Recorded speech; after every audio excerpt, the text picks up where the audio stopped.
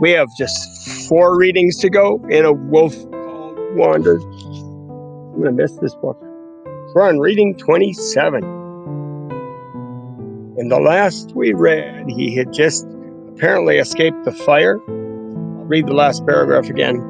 I love how in the midst of that terror, all the animals who are enemies are together as a pack, as a team. It's kind of cool. We stand in the water together. Coyotes, deer, rabbits. Though I am hungry, I cannot stir the desire to hunt. Fire rages up to the water's edge. Burning trees pop, crack, and topple into the river with great hisses of steam. The heat is blistering. I duck in up to my shoulders. The river runs fast and cold and true. I've never been so grateful for water. In the fire's yellow-orange light, I look among all the animals for amber eyes and black ears of the stranger wolf. The smoke is so thick I cannot even smell the buck standing right beside me. I search in the strange midday twilight of soot and ash. Black-horned deer stand, dazed, their sides heaving from the run. Songbirds rest on their shoulders, completely spent, and beside them stand a bear and her pup. 2 small gray horses with long ears nuzzle each other for comfort.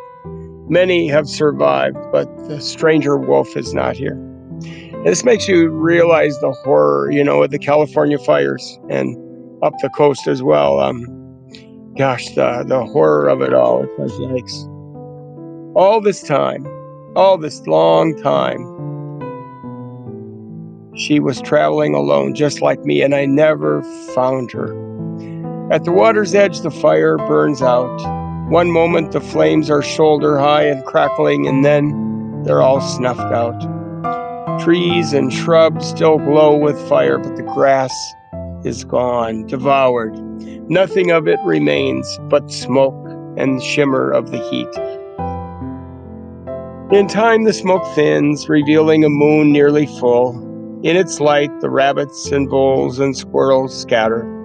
Coyotes and foxes wade out of the river after them, still in a daze, the drive to hunt not yet taking hold. Ashes rain down, leaving a bitter tang when I drink. The deer step slowly and gracefully to the far shore.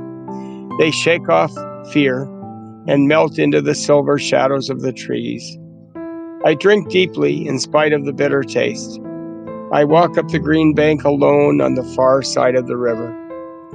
I drop to the ground, lick my scorched paws, and fall asleep.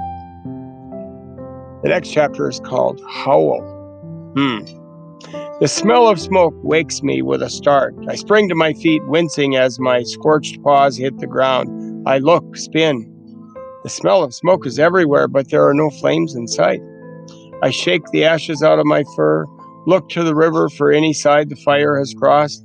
There's no roar and pop of flames, only the steady rush of the river. The sun rises, rusty orange through the haze. I blink away the sting of smoke and bark black soot out of my mouth. I look, spin again, slowly this time. The deer and the rabbits and the birds, all the animals from the river yesterday, are gone. I drop my chin to the ground, and a puff of ash rises out of the grass and pine needles. They will not eat this grass, not until the rain has washed it clean. I stretch, bone weary, turn twice, and flop back down on the ash-crunchy grass. I sleep and wake and sleep again, long into the day. I yawn and stretch as the sun falls down behind the mountains. By moonrise, the wind shifts, carrying the smoke back over the burned ground. Floating ash and soot move on, and the river water tastes sweet again. I drink my fill and then gaze at the scorched earth on the far side. It is black as far as I can see. If the stranger wolf is out there, she is once again on the opposite shore. There is no tracking over burned ground. I will never find her. The moon is bright enough to cast shadows. It was last full like this when the pale wolves came over the mountains to kill my family. I have journeyed so far since then. I am not that wolf anymore. Well, so that is the end to the quick reading 27. So go to your Google Doc and fill out your great summary along with your questions, predictions, feelings, and thoughts, because that is just what good readers do.